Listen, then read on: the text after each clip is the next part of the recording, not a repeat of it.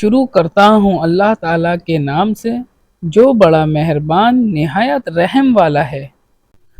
حدیث شریف، آپ صلی اللہ علیہ وسلم نے فرمایا، جس شخص نے لا الہ الا اللہ کہہ لیا اور اس کے دل میں جو برابر بھی ایمان ہے تو وہ ایک نہ ایک دن دوزخ سے ضرور نکلے گا، اور دوزخ سے وہ شخص بھی ضرور نکلے گا جس نے کلمہ پڑھا اور اس کے دل میں گیہوں کے دانے کے برابر خیر ہے، اور دوزخ سے وہ بھی نکلے گا جس نے کلمہ پڑھا اور اس کے دل میں ایک ذرہ برابر بھی خیر ہے۔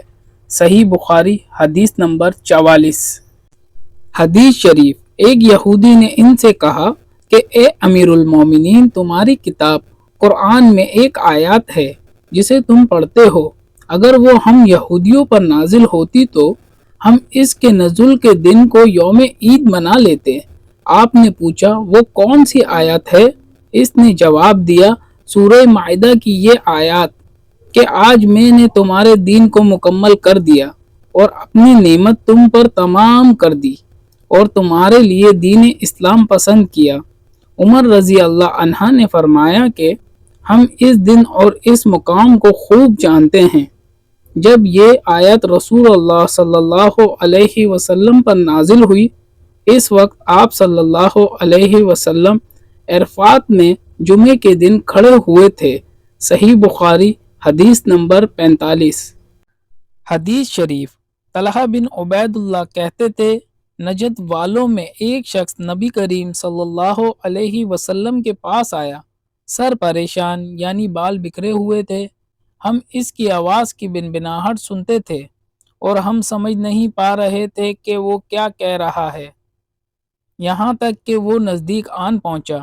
جب معلوم ہوا کہ وہ اسلام کے بارے میں پوچھ رہا ہے، نبی کریم صلی اللہ علیہ وسلم نے فرمایا کہ اسلام دن رات میں 5 نمازیں پڑھنا ہے۔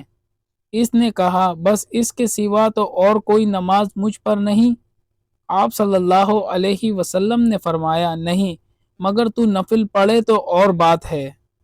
نبی کریم صلی اللہ علیہ وسلم نے فرمایا، اور رمضان کے روزے رکھنا۔ اس نے کہا، اور تو کوئی روزہ مجھ پر نہیں ہے؟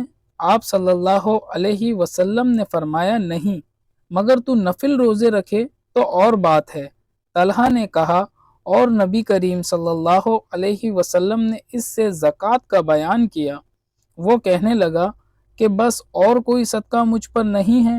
آپ صلی اللہ علیہ وسلم نے فرمایا، نہیں، مگر یہ کہ تو نفل صدقہ دے تو اور بات ہے۔ راوی نے کہا، پھر وہ شخص پیٹھ موڑ کر چلا، یوں کہتا جاتا تھا، قسم اللہ کی، میں نہ اس سے بڑھاؤں گا نہ گھٹاؤں گا۔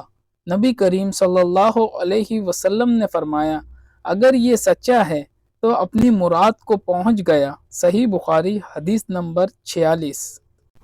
ثواب کی نیت سے حدیث شریف کی ویڈیو کو لائک شیئر کر کے ایک پیارا سا کمنٹ کریں اور چینل کو سبسکرائب کر کے بیل کا بٹن دبا لیں۔ جزاک اللہ۔